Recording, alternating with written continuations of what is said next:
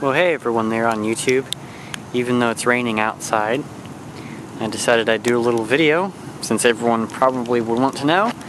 This is the newest addition to my family. Notice I said addition. This is not replacing the Crown Vic at all. Not in the least, anyway. It's a nice cheap little car I picked up. Well, I don't know about nice, but it's a 95 Escort LX Wagon. And whatever this green color is, if anyone can give me a hint as to what this color is, please let me know, because I don't know what Ford called it. Anyway, Escort LX. Got my tags on it. Just figured I'd do a little walk around and tour. Got a hubcap from the junkyard. This is the only real damage that's on the vehicle. I'm going to end up getting a bumper from somewhere and getting a fender. And she'll look perfect after that. But that's really the only other thing I see, other than the paint needing a lot of work.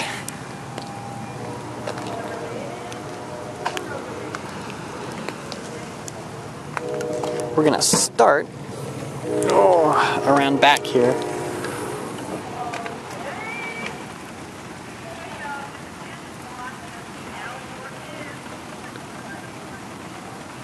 I don't know what's going on over there. Anyway, excuse all the tools and the oil and stuff. But this is the rear cargo area. The seats do fold down, so you have a bit of cargo room. I mean, this thing could actually probably hold quite a bit. Back seat, I'm showing you this side because I've got my box of automotive things in the other side. It's actually not bad. Leg room, it's not bad at all. Got a little vinyl covering on the back of the seat here. Of course, there is no armrest. And there are no headrests back here, so whiplash, but oh well. And of course, power windows. If you push this little knob up here, that's how it folds down. And the seat bottom doesn't come up. It actually just folds down like that, but that's alright.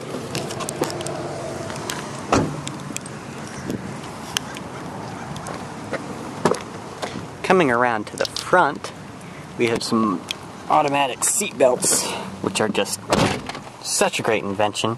Anyway, this is the kicker about this car. 76,803 miles. We'll go ahead and I'll do a little startup. Show you the wonderful space age looking key. Now I have two Ford keys on my keychain. Check that out. It's actually got a light here for the key. When that's at night, it illuminates the keyhole. New Civics don't have that. It'll do this little beepy thing, and of course the seatbelt runs up the track and goes back as soon as the ignition is turned on. Put down the window just a tad.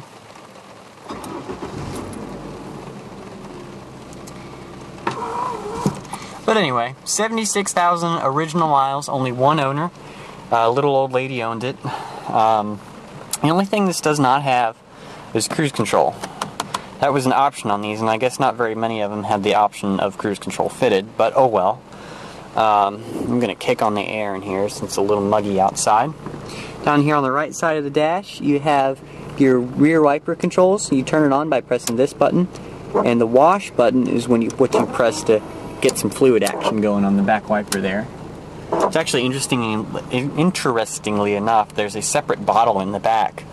Your dimmer is right here for their lights whenever they're on. Of course, the light controls are down here. Just like an old typical Ford.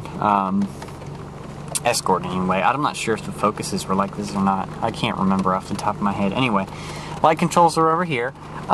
Gauges, you can't really see them light up right now, but at night they're like kind of this neat old Ford ice blue color. Ice-ish, not ice blue, they're like a greenish blue color. Wiper controls are over here, and surprise, surprise, this 95 has variable wipers. My 2005 Civic didn't have variable wipers. That's just sad. You got your typical to shift from park to press brake pedal thing that Fords do, but let me just show you something, okay? I'm going to pull my e-brake up here, right? Feet are not on the pedals, okay? They're right here. Shift interlock is working really well. Anyway, right here, kind of retardedly off to the side, you have the rear defrost. these are your basic climate controls. You have your sliders straight out of the 80s. And then of course you have your temperature control here.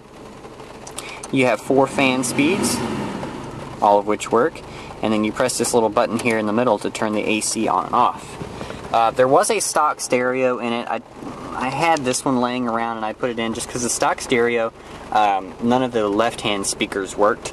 I do have the cigarette thing that goes in here, but I need to charge my iPod, so I took that out. Ashtray, which has just got my charging cable in it for now. You have cup holders down here with a little cubby up here, and it's actually removable so you can clean it.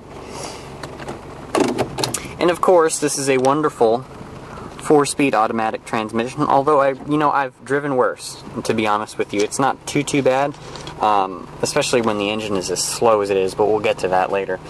E-brake, of course, is right there, and of course, no armrests. This being a 90s economy car, they're all like that. The only real thing, and everyone is going to gasp when I move the camera up, the headliner is gone.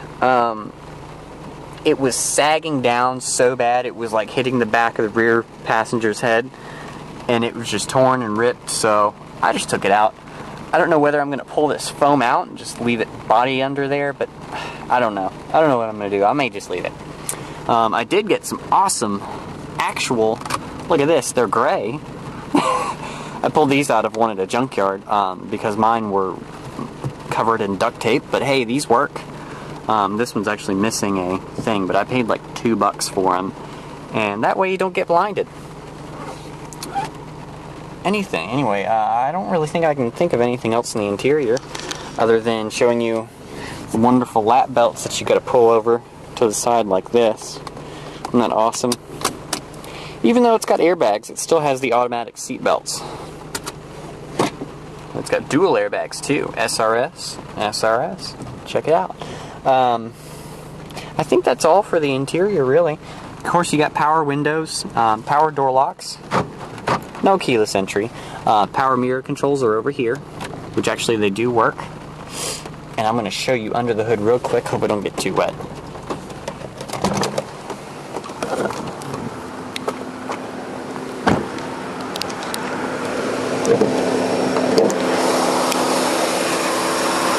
And I haven't really done much cleanup to it yet, as you can see. But this is the 1.9 CVH sequential electronic fuel injection, also known as the split port in later Escorts and the Focus, the older Focuses. There is something loose in the exhaust there, making a rattle. Of course, I'll figure that out at some point in time.